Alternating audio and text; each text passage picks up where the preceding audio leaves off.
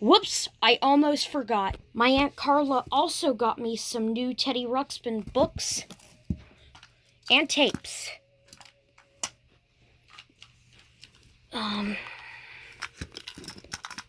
Now, I got Take a Good Look, and it is the first crystal tape. I finally found out where they found the first crystal. It's in Take a Good Look. And then Double Grubby is the second crystal tape. Except the seller that my Aunt Carla had ordered these off of on eBay made a slight mistake. The Double Grubby book is yellow, which means that the Double Grubby tape is also yellow, but it should have white stars. The seller must have looked at this tape real fast and not even have noticed that they sent the wrong one. This is the grunge music tape, so I can't do it with the Double Grubby book. I mean, I see it's an innocent mistake since the tape is yellow just like the Double Grubby tape is, but still, it's still pretty obvious. If it were Double Grubby, it would have white stars like the book does, and it would say Double Grubby, not grunge music. So that's just a little mistake that the seller made. And oddly enough, 2 of the tapes that came in this batch are first gens because they have ridges. You can see that. Don't know how well you can see it, but they have ridges. Whereas some of the later tapes don't. As you can see here, put them up to each other. There's a first gen, and there's like the later generation tapes, or do the third crystal, for example. And yes, you're probably wondering, why didn't they just call this tape the first crystal? I wonder that too.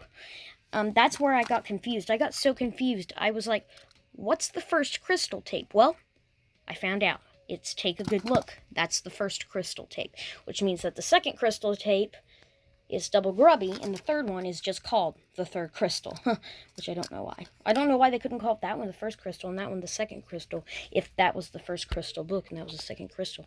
But I guess they named them all differently. This is the third crystal tape. So I almost have all 3 crystal tapes. I need the tape for this one because, remember, they sent the wrong one. Now, oddly enough, the Teddy and the Mudblups is also a first gen. It's got the ridges as well. Now, this one is a little bit warped, but oddly enough, it's red on the inside. I don't know if you've ever seen that before, but usually they're pink when they've not been played. I mean, they can be different colors, of course, but see, it's more red than this one. I wonder if that could have faded over the years. I wonder if they always were red. I don't know. Or maybe it's just different tape. But see? And they also have the ridges indicating that they are first gens. The artwork in this book looks like it's from a later gen. But oddly enough, the tape still goes along with this story because it's the same story that's on the tape.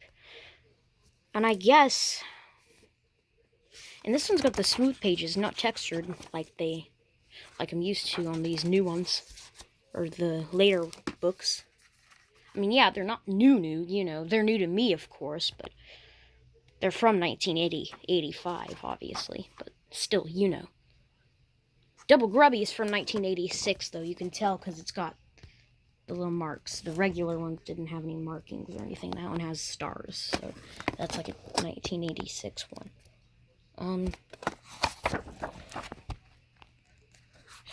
Its artwork is nice. I mean, it's better than some of the other ones, maybe. I don't know. It's more clear. But this happened in the Missing Princess. I don't know why they'd need to do Mudblups again.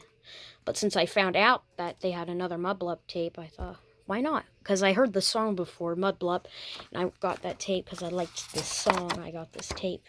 Oddly enough, they get in a cell once again, except this time they're all in the same cell, whereas in the Missing Princess tape, they were in different cells. Like, Teddy, I think, was in a cell with Prince Aaron, and Grubby was in a different cell all by himself, but in this one, they're all in one cell with, you know, all 3. And yeah, Grubby looks sad, Teddy looks sad, and Gimmick looks sad. They look very depressed. Or just really, they look really nervous or worried or whatever. almost horrified. It's so dramatic. But, yeah. And then they disguise themselves. I have another one where they disguise themselves to look like OOpS. It's Autumn Adventure. I get the airship one and this one mixed up sometimes because they're like almost the same color. Let me show you. Autumn Adventure. See here. And this they also disguise themselves to look like OOpS. And this one as well. Yep, see these are more textured. Yep, see it's got very different artwork here. See? So that one this wasn't the first time. That was probably your first time. Or maybe it was, I don't know, Missing Princess. And we know the Lost in Boggly Woods. I don't have the book for this one, though. These ones are warped because I play them almost all the time. I love the red and yellow and blue song. It's like... And then I love the To Be Rich song. That Twig and the Bounders tape's getting really warped now, too. Because of how much I love the songs. I don't know how good that one works. But I just listened to grunge music. Oh yeah, it's not in them anymore. He's all glossy. We cleaned him out, everything. This is the one I got brand new, and we labeled it "Do Not Turn On Without Cassette Inserted" because I kept making a habit of turning him on while the cassette wasn't inserted, and it ran the batteries down. And then always use Energizer, and I did change the top servo. It was defective. We did actually need to change it. His head kind of droops down because the way it's put together, it's a little different than how it was originally put together.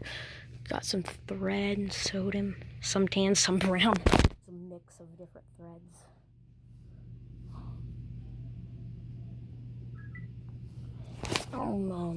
Yeah, so I'm gonna demonstrate maybe Teddy and the OOpS, I guess. We'll do it. It's a really Granny Smith type green. Let's try it anyways.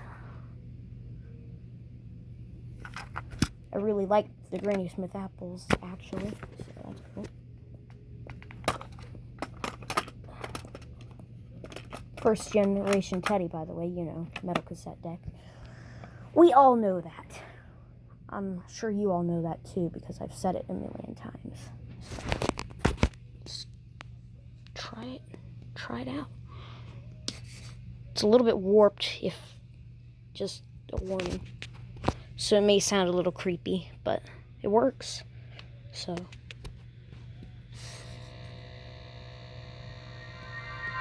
Come dream with me hear it. tonight. I don't know if you can hear it. I love it being warped. Hi there. How are you?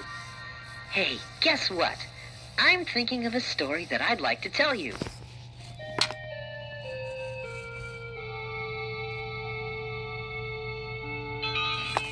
This story started one day when Grubby, Gimmick, and I were getting ready to go out and test the airship. Gimmick had thought of some new things to add to the airship. Let's hurry. I can't wait to try the new pliable habitat. You mean the tent, Gimmick? Call it what you will. I think it was a stroke of genius to turn the airbag into a shelter. Yes, I think you're right, Gimmick. My party's tomorrow, so I get even more presents tomorrow. Well, we can't leave until we've had breakfast. Come and get your oatmeal. Where's my monkey wrench? What's this on my gyro distinguisher? Here, Teddy, I'll get you some oatmeal. Thank you, Grubby. What's this in the oatmeal? It's oatmeal. Grubby, you got oatmeal on my gyro distinguisher. It's a monkey wrench. Gimmick, you dropped your monkey wrench in my oatmeal. Grubby, why must you be so messy? You could have ruined this fine precision instrument with your oatmeal. Messy? Precision instrument? You've spoiled a perfectly good batch of oatmeal with your greasy old monkey wrench. Grubby, Gimmick, it's all right. Good oatmeal? Haven't you ever tasted that stuff? Wow. Oh, yeah? Why should I Very always mean. be the one to clean up your messes? My messes? I'm all the time picking up after you. Grubby, Gimmick, stop it, both of you. Well, he's... But he's... Stop it right now. You're both acting very foolish. Oh, all right. I'm sorry, Gimmick. Yes, Grubby. I'm sorry, too. Well, Grubby and Gimmick stopped being upset with each other, and we took off in the airship. That was a very good takeoff. And now, according to my anti-gravity compass, we are headed there must be a slight malfunction. We're headed due that way. Gimmick, I'm still amazed at this wonderful airship. You should be very proud of having invented it. Oh, well, thank you. You are quite right. This aircraft does represent a major breakthrough. And to think that it operates totally on hot air. Yeah, imagine that. Yes, Grubby. That's the key word. Imagination. Now someone had to think it up. And someone had to build it. And if it doesn't work at first, then why not try again? So warm up your imagination and with some interpretation And a little perspiration. anything can fly, but nothing ever happens if you don't really try. When first I built my tube van just to cool a room in summer, the reason that it pulled, not pushed, is still not really clear. Imagine that. But then the notion hit me as it swallowed half my arm. This thing could make the dust inside my house just disappear. Teddy Ruxpin always has the best songs. So warm up your imagination And with some interpretation. and a little perspiration. Anything can fly, but nothing ever happens if you don't really try. Now, it was my intention, when I built my snowball catcher, a wonderful invention that might rid the world of pests. Slow ones anyway. But somehow all the bugs got out more easily than in.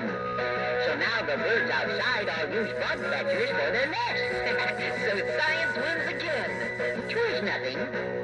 Amazing stories just like that are so hard to deny. It shows good things might happen if you really, really try. Now fancy pocket watches haven't I'm gonna have to change Teddy's batteries. His mouth isn't opening that wide. picked up a light bulb off the ground. What's a light bulb? I don't know yet. Someone will have to pick it up. Someone will have to build it. And drawing boards are used to having people try again. Especially gimmicks. So keep those old juices going. Their eyes never do that. There's no way of ever knowing what's up. That's normal though. It's not a problem or anything. It's just how they operate.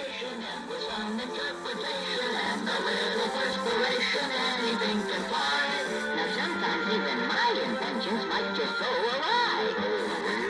Yes, but nothing good will happen if you don't really try.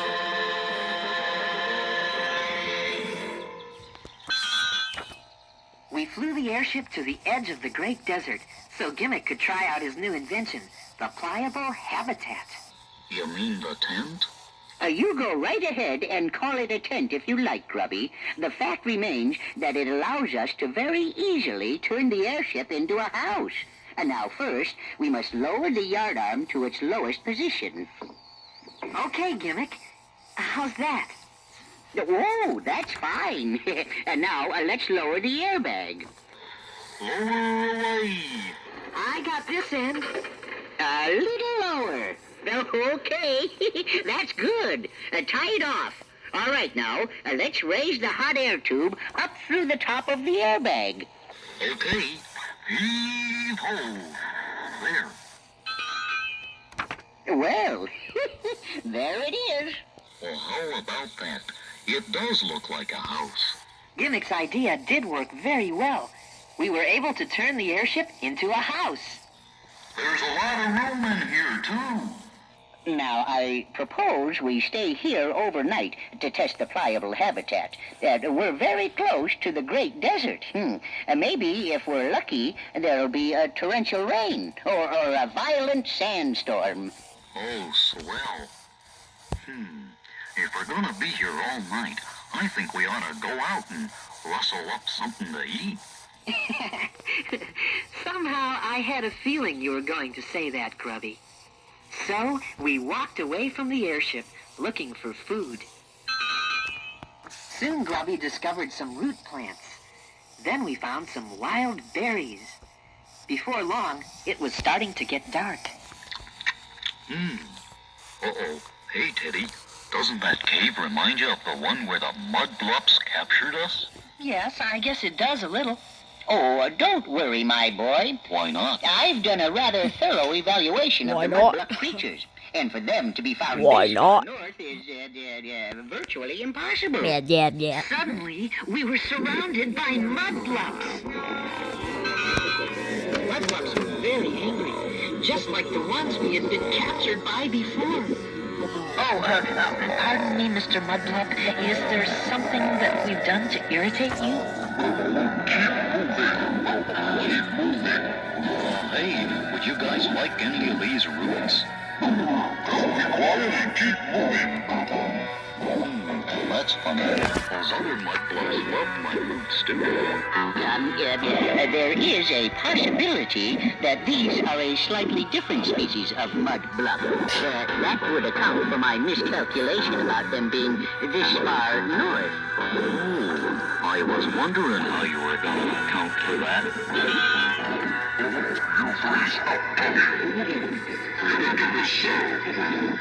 The mudblups took us through their tunnels to a cell. They closed the door, locked it. We'll deal with you later.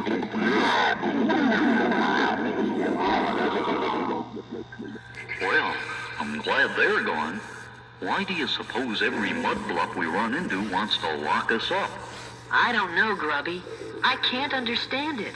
Yes, it is a very bad habit. We waited there for many hours. Then we heard a loud rumble. What was that? It sounds like thunder. Hey, Gimmick, maybe you're gonna get that rainstorm you wanted. Grubby was right. Before long, we could hear the sound of rain on the ground overhead. Then rainwater started seeping into the cell. Oh, fellas, my feet are getting muddy. Hey, that gives me an idea. We all took mud and smeared it on ourselves.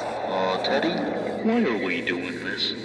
You probably know why we did it, don't you? Yep. It's so we'll look like mudblups, Grubby. Then we can escape. Oh, I get it. That's smart, Teddy. Thank you, Grubby.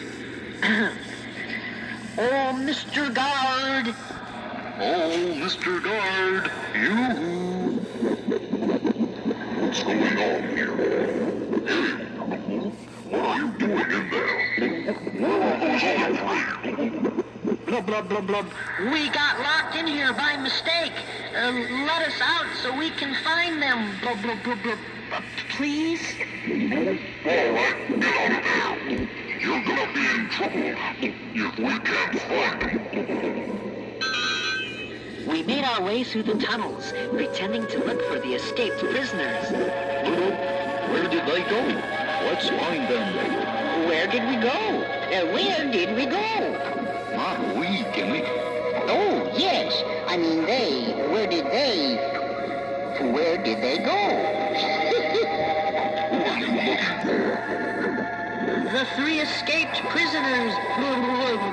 Have you seen them? What do they look like? One is about my height and very smart. Well, never mind that now. Which way is the entrance? It's just down there and to the right.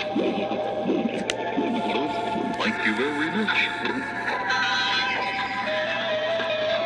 We finally found the entrance to the Mudblup City and started running back towards the airship.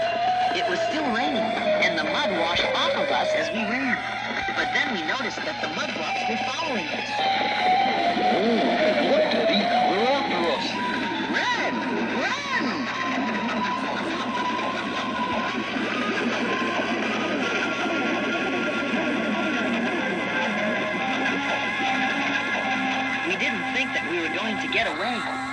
But then the morning sun broke through the clouds, and the mudblups ran for the darkness of their tunnels.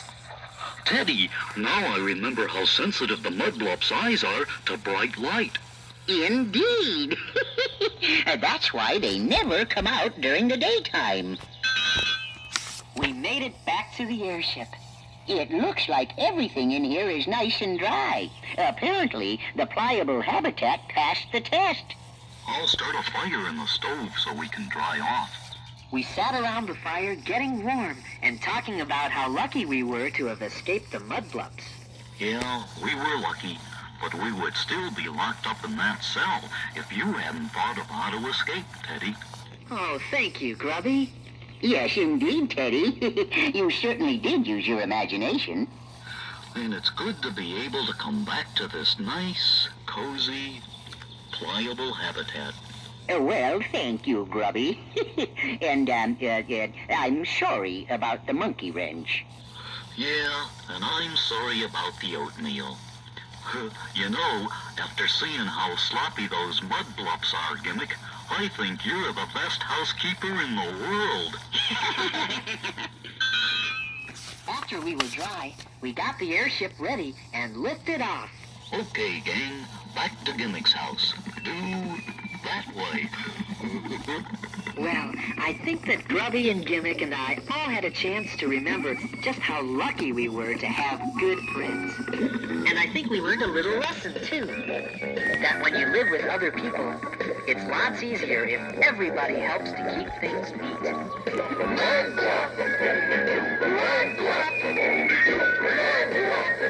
He's walking upright dirt, clad a nitty gritty slump. He's a come to life mud puddle, a really yucky blob. He's dirty on the outside and on the inside too.